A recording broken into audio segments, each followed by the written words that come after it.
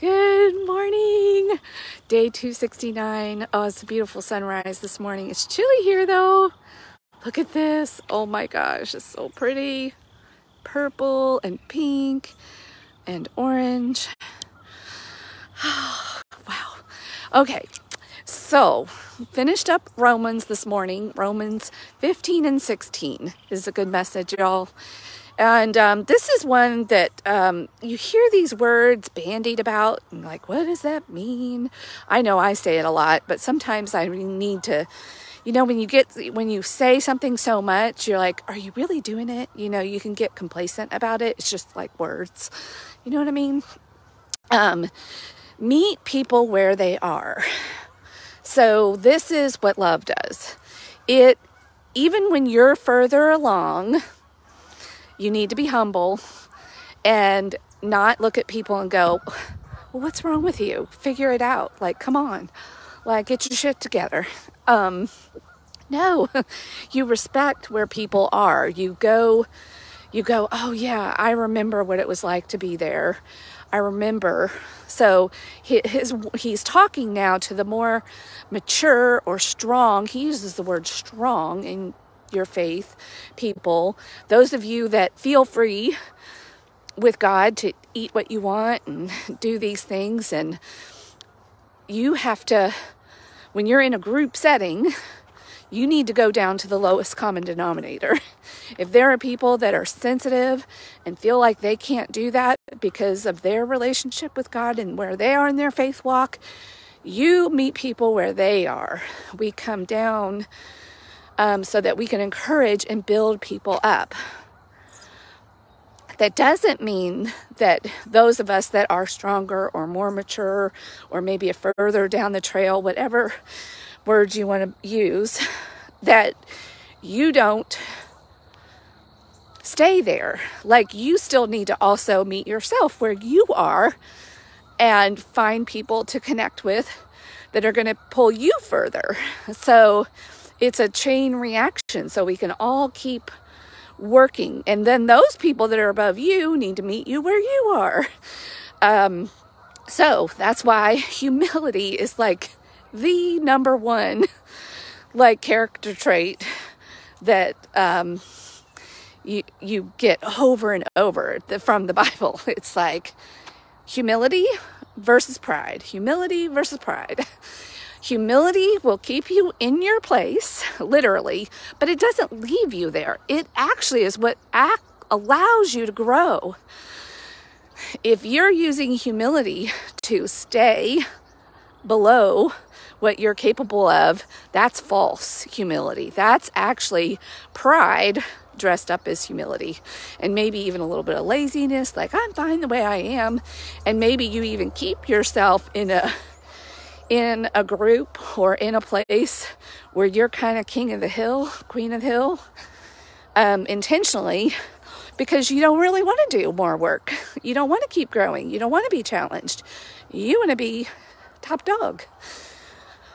So you intentionally surround yourself with people that are maybe, these are the minds, the way our mind kind of works. We got to like really keep an eye on it.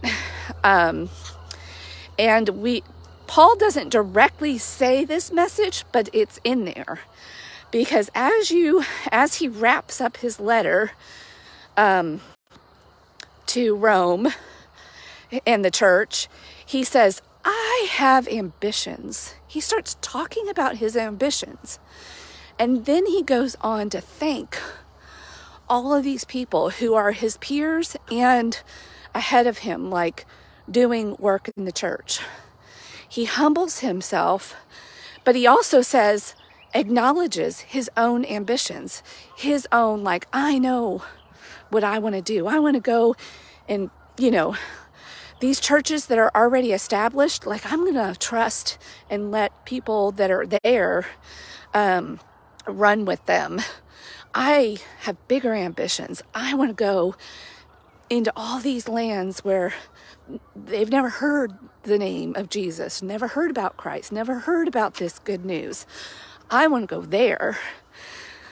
So he has he's on his own growth path and journey, and he's got his people that he is partnered with and giving thanks to, that also are spurring him on and supporting him and challenging him and supporting him in his own ambitions to go on. But it's all for the betterment of people. There's something in the human spirit that, in the human being, that if we don't honor it, it will find its way in to like scream at us internally, and then we'll do things to shut it down. Where part of what we really enjoy and find fulfilling in life is to have a greater purpose, to do something for the greater good, to have those ambitions. But it requires us to be challenged, to grow. And then we don't always like that, because that takes us out of our comfort zone.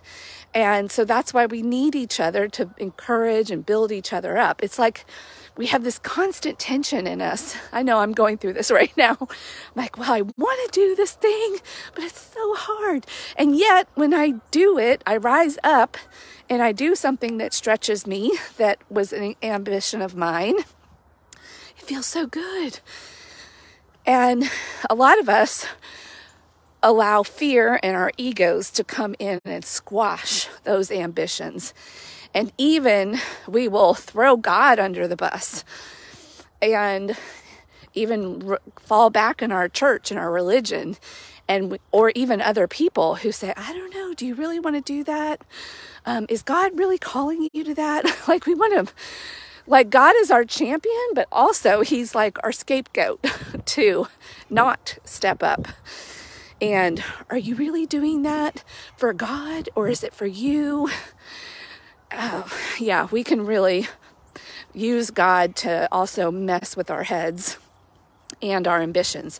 But I love how Paul kind of affirms that, like he's talking about the greater good and meeting people where they are, meeting each other, meeting yourself where he meets himself.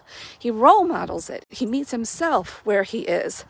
I have these ambitions, but it's for this greater good.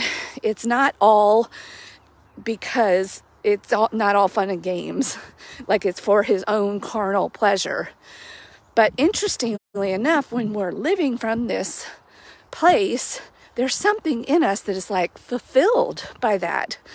When you can lay your head down on the pillow at night and go, wow, I really used all of my gifts and talents today.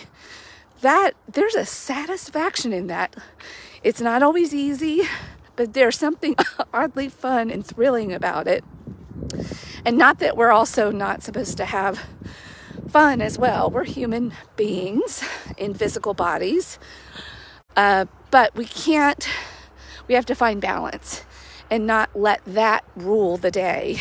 Let our comfort rule the day and the fear that keeps us from following our ambitions.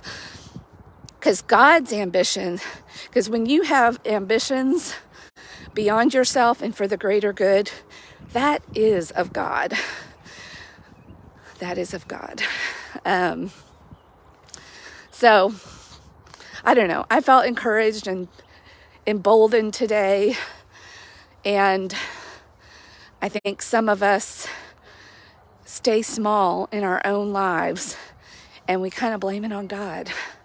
Well, if God wanted me to do that, or we think, well, if I were to do that, is that really my pride? We think that we make it about us. But remember, God is in us. We are in God. God is in us. So those desires are from God. Those ambitions are from God. So who are you not to do it? I think that is what Paul realized. And that's why we really have to encourage each other and build each other up and into the fullness of our calling and our potential. That's for everybody's benefit. When you're doing good, I can be encouraged by that. I can see what's possible for me, and so on and so on. But we need to make sure we surround ourselves intentionally with people that will call us forward. And when you see people that aren't quite at that place, be gentle, be kind, encourage, meet them where they are, and show them, bring them along, build them up. It's exactly what Paul is saying here. All right. Have a great day. It's a Monday, TGIM. New week is starting, new adventures.